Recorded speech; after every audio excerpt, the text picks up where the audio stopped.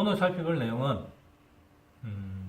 골프 선수입니다. 예전에 저한테 심리 상담을 받았던 골프 선수인데, 골프 선수 어머니께서 어느 날 저한테 톡을 보냈습니다. 톡을 왔는데, 우리 애가 지금 입수인 것 같다. 그리고 뭐 허리도 지금 디스크가 파열됐다라고 하면서 슬럼프인 것 같다. 거기에 대해서 저한테 어떤 도움을 좀 요청한 적이 있어서 제가 그걸 정리를 해서 부모님께 드렸습니다. 그 내용을 오늘 제가 강의하도록 하겠습니다. 자, 먼저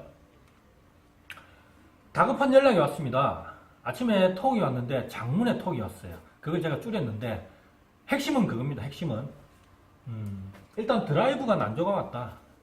근데 이 시점이 중요합니다.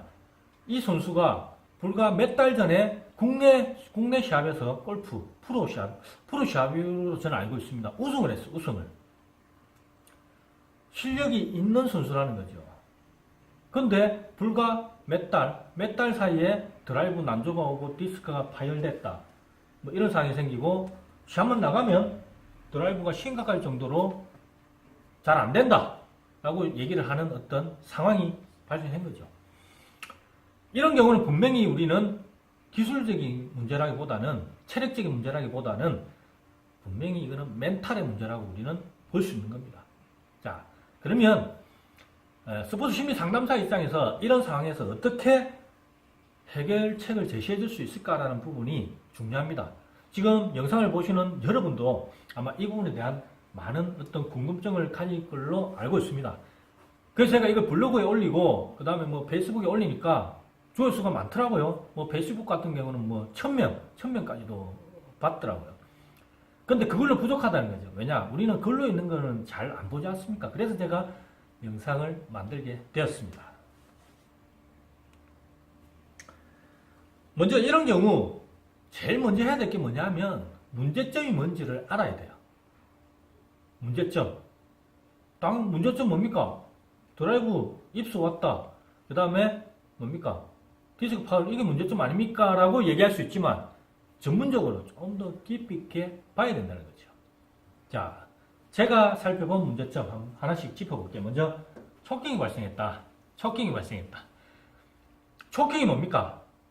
심리적으로 숨을 못 쉬는 상황을 우리 초킹을 해요. 초킹은 어느 때 발생합니까? 연습 때 잘하는 선수가 시합 상황에서 뭔가 평균 이하의 수행을 하는 걸 우리 초킹이라고 하죠. 근데 초킹이 발생하는 원인이 뭡니까? 그거는 환경의 어떤 변화를 내가 어떻게 받아들이는가에 따라서 초킹이 발생하기도 하고 발생하지 않기도 하는 거죠. 그러면 어느 때 초킹이 발생하겠습니까? 환경을 다르게 받아들일 때, 압박 상황으로 받아들일 때 우리는 초킹이 발생한다고 볼 수 있습니다. 자, 그렇다면 불과 몇 달 전에 우승을 했습니다. 국내 시합에서 우승한 선수가 왜 초킹이 발생했다고 볼 수 있을까요? 그때는 부담 없이 시합을 했다고 볼 수 있죠. 왜냐? 잃을 게 없으니까. 그래서 아무 생각 없이 드라이브를 치고 아무 생각 없이 퍼팅을 했는데 잘 됐을 확률이 높아요. 근데 우승 선수라는 어떤 왕관을 쓰고 감투를 쓰고 시합을 하게 됐을 때는 주위에 시선들이 있고 카메라, 그 다음 동료들의 어떤 관심, 이런 것들은 다 초킹을 유발하는 주의 산만 요소로 작용하는 거죠. 이해가 되십니까? 예전에 부담 없이 시합할 때 하고 우승 후에 시합할 때의 어떤 자기가 받아들이는, 주위 환경을 받아들이는 인식이 달라졌다는 거죠. 그것 때문에 초킹이 발생했다고 볼 수 있고요. 두 번째, 나는 우승 선수니까 무조건 잘해야 돼. 무조건 이 쉬운 퍼팅을 넣어야 돼. 드라이브 무조건 그린 안에 들어가야 돼. 뭐 이런, 나는 우승했으니까 잘해야 돼. 완벽주의지, 완벽주의. 잘해야 된다. 완벽주의. 우승 선수니까. 이런 비합리적인 신념이죠. 우리가 일반적인 골프 선수, 일반적인 운동 선수는 어떻습니까?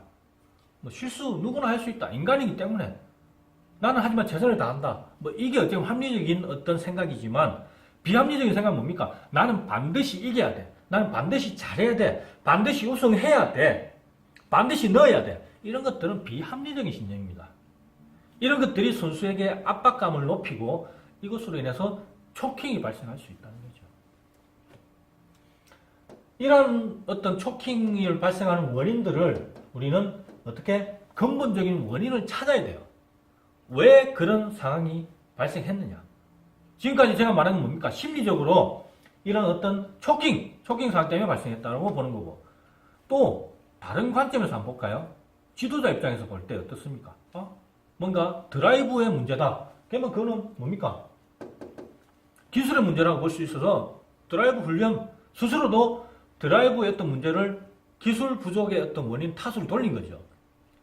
그래서 드라이브 훈련을 너무 열심히 하다 보니까 어때? 디스크 파열까지 온 거죠.